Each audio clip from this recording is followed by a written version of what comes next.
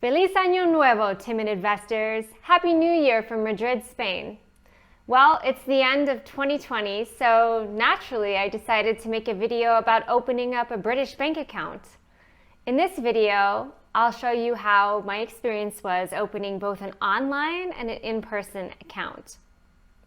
I'll show you what I had to deal with as far as transferring money into the accounts and how to gain access to the money once they were in the accounts.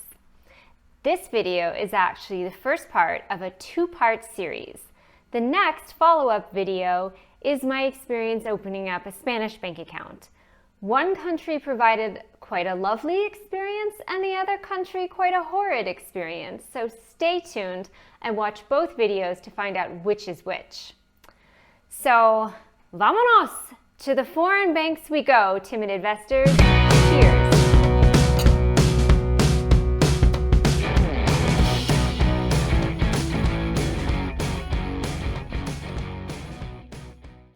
My British banking experience as a horror show featuring HSBC.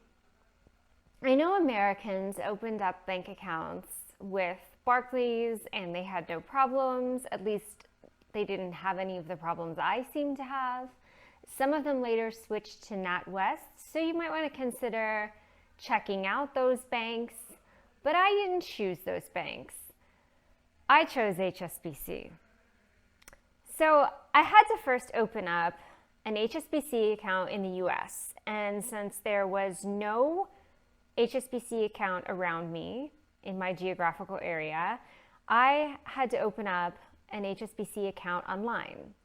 Now I did this because I had heard if you were an HSBC customer, a current customer, you could open up a branch or an account in the UK.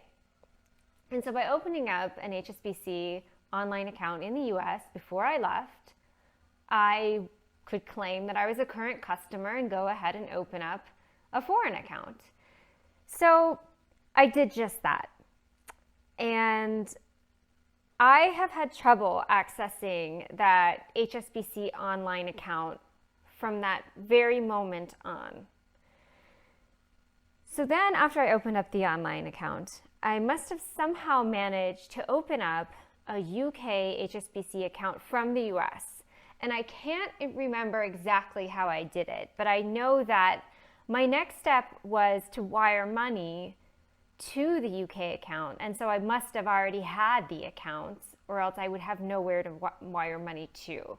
And so I imagine that opening up that UK account consisted of me making phone calls and sending emails, probably scanning and uploading documents such as my passport. At any rate, I managed to do it.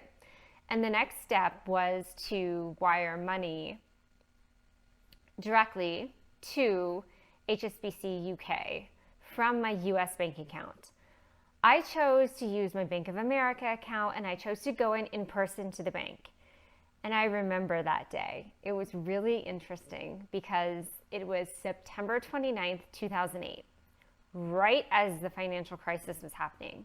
I have never seen so many people in the bank at once. I had to wait an hour just to be seen. I think it was more than an hour. I have never waited that long in Bank of America before.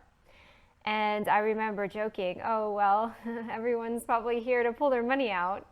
And I don't think the Bank of America employee thought that my joke was very funny. And I remember her giving me a really worried look when I requested to wire all of my money to the UK account, all $35,000 of it. And I remember assuring her, oh no, it really has nothing to do with the financial crisis. It has to do with I'm starting school in the UK. At any rate, I managed to get that done. And I transferred all of my money, almost all of it, because the exchange rate at the time was really good. And I knew that I'd be getting additional student loans in 4 quarterly installments. So I knew that those would be directly deposited into my Bank of America US bank account. And I could move the money over into pounds when the exchange rate was favorable. So I felt pretty confident moving pretty much all of my savings into pounds. And so the wire fees for doing that are about $45, which is pretty expensive, and you don't get the best exchange rate when you do it. If you do want to move money that way, you should know that you need to have the name and address of the account holder, the address of the financial institution that you're sending it to, and the account number, and the SWIFT or IBAN codes and numbers. And in the follow-up video, I'm going to cover other methods for transferring your money that are not a direct wire transfer. So upon arrival to my university in the UK, I went into a physical HSBC. I wanted to check up everything on my accounts, and I wanted to get my debit card and my checks. And the bank HSBC employee there said that he was actually surprised that they let me open up a UK account. They said that people on such a short-term student visa of a duration less than 1 year typically are not allowed to open up bank accounts in the UK, but because I was a current customer, that they would allow it. So that was good, and I thought everything was okay. He helped me set up online banking, and I thought I was good to go until that Friday evening when I tried to pull out money and I couldn't use my debit card, and I logged in online and my account was frozen or on hold, or there was some issue. And it's a Friday evening, so all the banks are closed. And so I just kept calling the next week and going in person. I called the US branch, I called the HSBC phone numbers on every piece of paper that I could find. I went in person in the city I was living in the UK. No one could help me.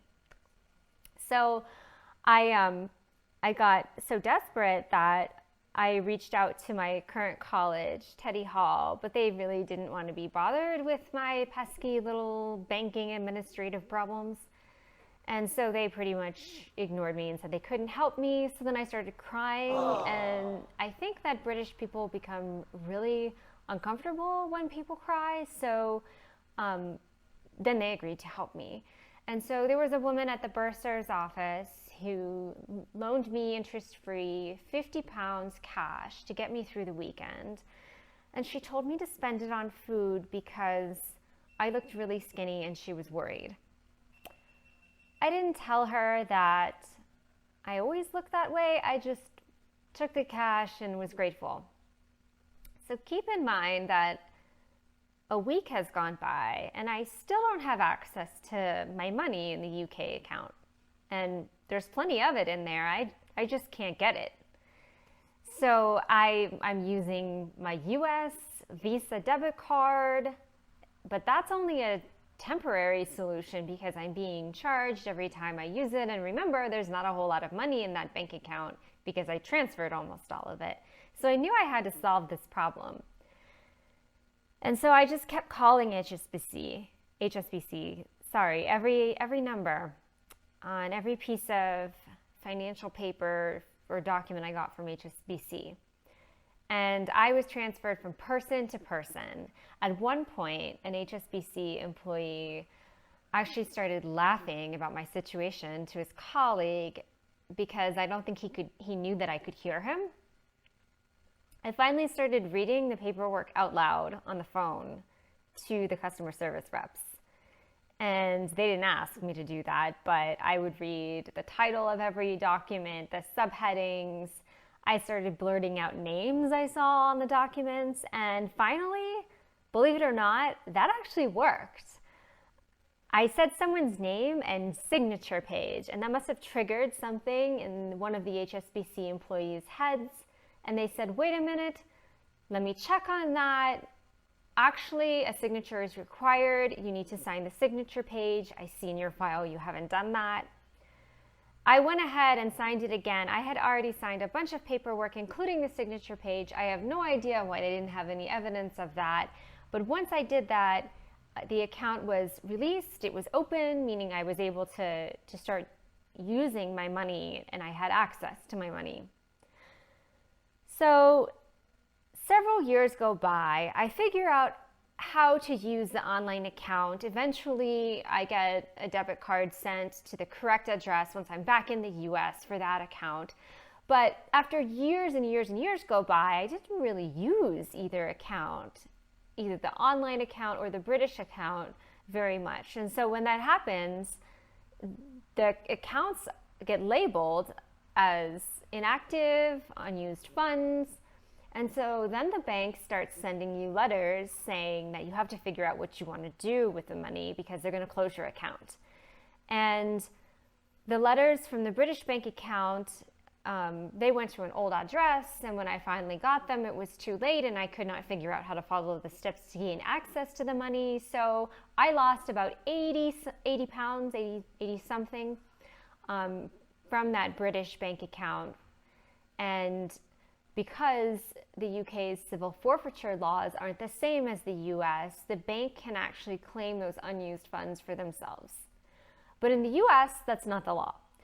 So I got, once again, letters from HSBC US account, my online account, and once again, they went to an old address, and the man living there eventually opened them up and sent them over to my husband, who eventually took a photo of them and text messaged the photo to me.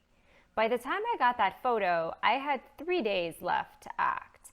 I had to go online, fill out a form, download it, print it, take it to somewhere to get notarized, and then scan it and upload it and send it to the appropriate place.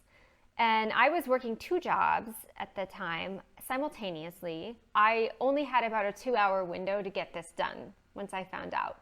So I went from notary to notary to notary in New York City, where I was living at the time. My husband was living in Central Florida, trying to get the form notarized. And I remember going to, I think it was FedEx, and their notary didn't have their stamp on them that day. I went to a tax place, maybe it was H&R Block. The notary wasn't in that day. Then I went to a bank, and I got all the way through the process at the bank, and the notary was just about to sign the letter when her colleague came over. They had a discussion, and they decided ultimately not to notarize the letter. And I can't remember what the issue was. It might have been that I wasn't a current member of their bank, or that I didn't have enough proof that I was the owner of the HSBC account. At any rate, I remember having my license, and I remember having the HSBC letter with me, but it didn't work. So I was not able to claim those funds, and they became the property of the state of Florida, which is interesting when that happens. So Google civil forfeiture plus your state plus process to find out what your state's process is for unclaimed property. For the state of Florida, you go on a website called myfloриdatreasurehunt.org, and you type your name in to see if you have any unclaimed property. You click on any unclaimed property you have, and then you follow the steps.